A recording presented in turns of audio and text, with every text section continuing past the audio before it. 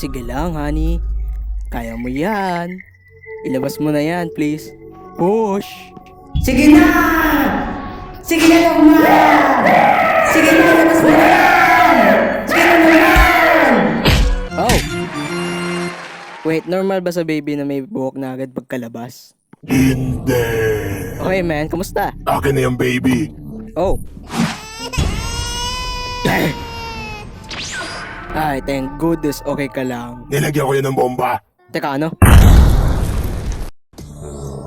Eto na. Ito na ang oras para i-unleash ang Ninetales. Sobrang sakit ng gagawin ko sa iyo.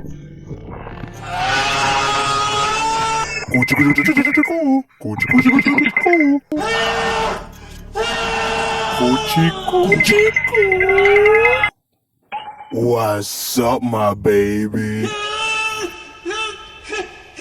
Gusto mo tumingin sa mata ko? Yes. Maghasik ka na ng lagim, sweetie. Bakit mo naman yung ginawa? Masama kasi ako. Hindi, bobo ka lang talaga. Yang iyong dum-dum, bubblegum, glory hole looking mask. Magnanakaw ng babing looking ass. Get the hell out of here, man. Pero ginawa ko tong mas na to sa pamamagitan ng aking mga kamay. Bitch. Diyan ka muna, honey, ha? Manahimik ka nga.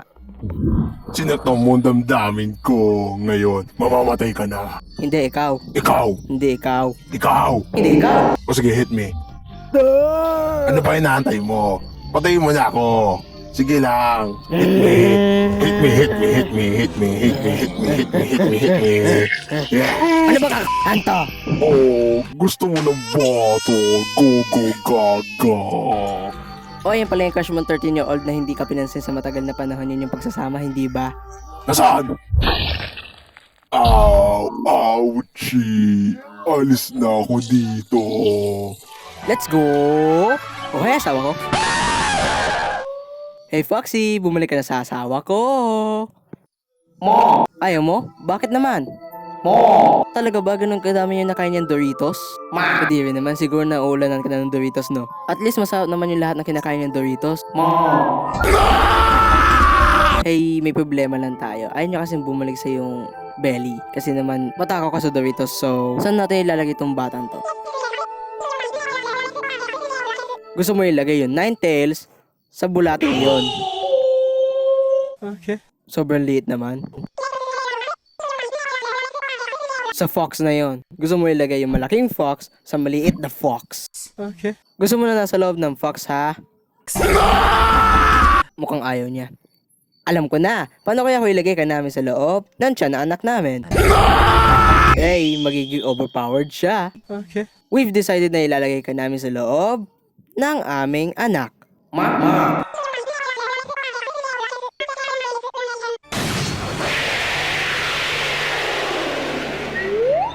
Lego ba? Okay, let's get this over with. Come here, boy.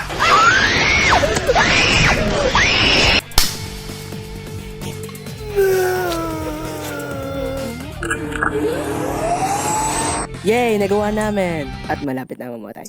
Benito! Ano nangyari?